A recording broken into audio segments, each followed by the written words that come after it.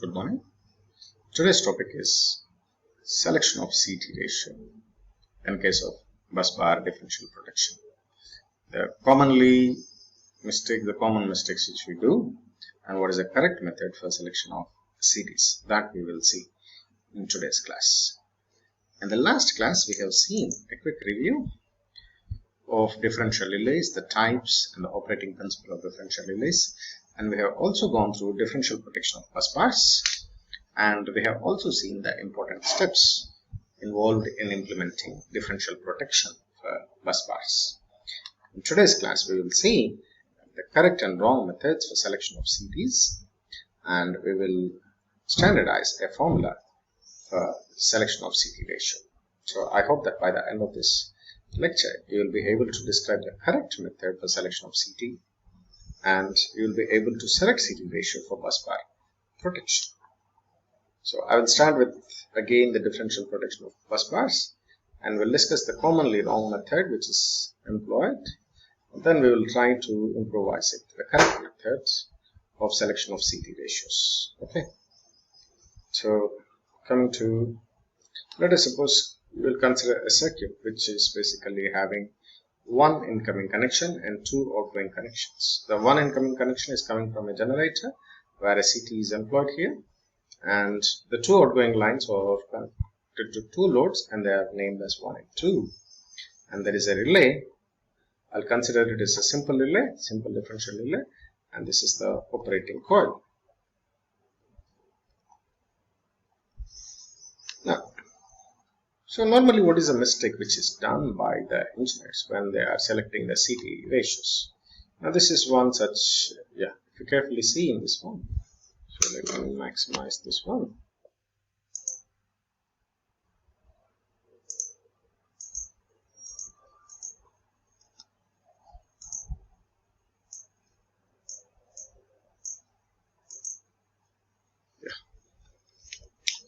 If you see this particular mechanism, see there are two incoming things. There are two incoming lines. One is a 1000 ampere line, the other one is a 2000 ampere line.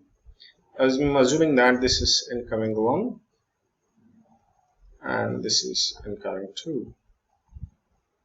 Now these two are providing, I'll take this one as the outgoing line. Well, this is an outgoing line, most probably they be connected to a load. And the incoming 3000 amperes is being provided to the load. So at this bus bar, if I carefully see, the KCL has been satisfied. Now this incoming and 1 and 2, total of 3000 amperes is being sent to the load. Now I do have 3 circuit breakers which do operate on these 3 lines, 2 incoming lines and 1 outgoing line. And there are, each line is having a CT here. Okay.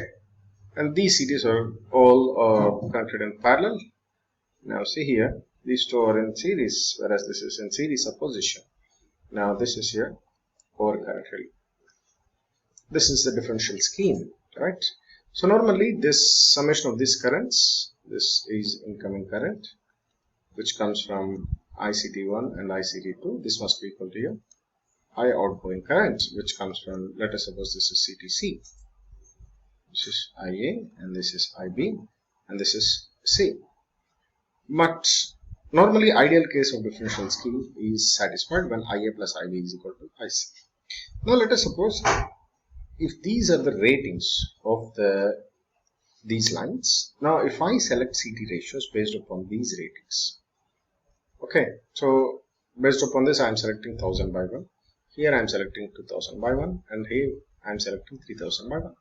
So what will happen if I select in this fashion based upon the ratings of the lines? So if I select in this fashion, then automatically see what is the current which is flowing in this line. It will be 1 ampere. And again in this one, again there will be 1 ampere. So total of how much current will be flowing? There will be a 2 amperes current will be flowing in the circuits. So the incoming now is IA plus IB, which is 1 ampere. The other one is also 1 ampere. So totally you will be getting 2 amperes.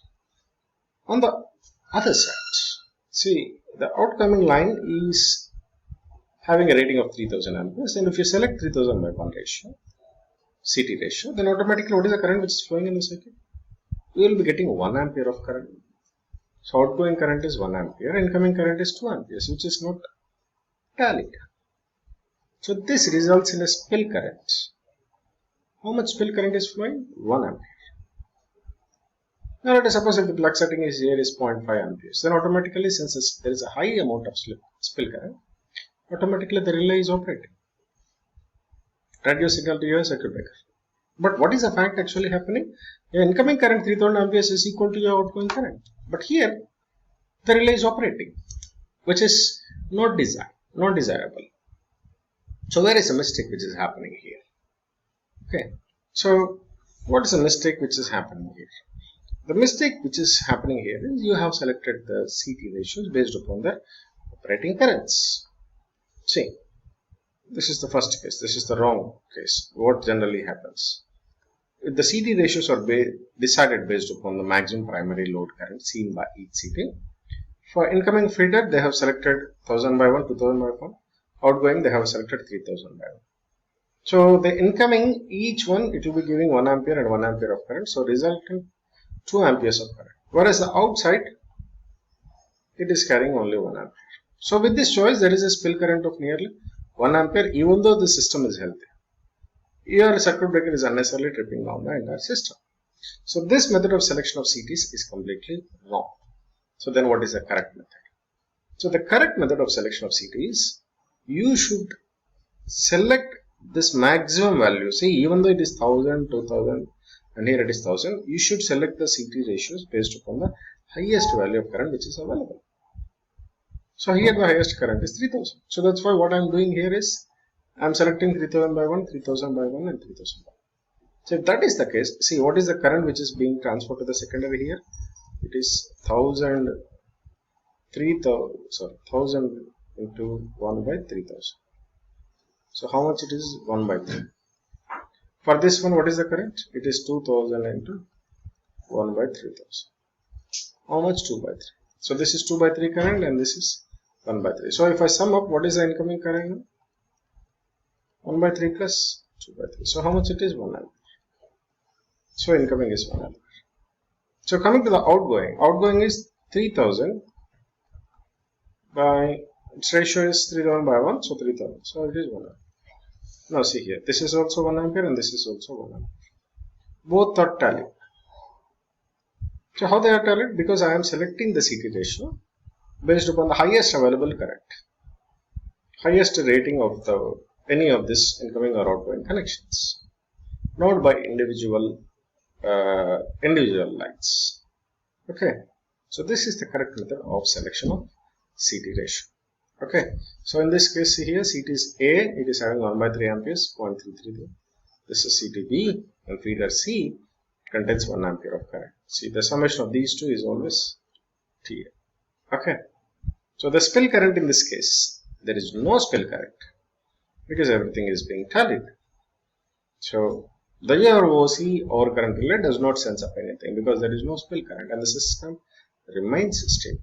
So the formula for selection of ideal CT ratio is CT ratio for all the CTs in bus differential scheme must be constant and it must be maximum output of all the feeder currents by either 1 ampere or 5 amperes. Normally I do go with 1 ampere because it is a minimum thing which I can explain.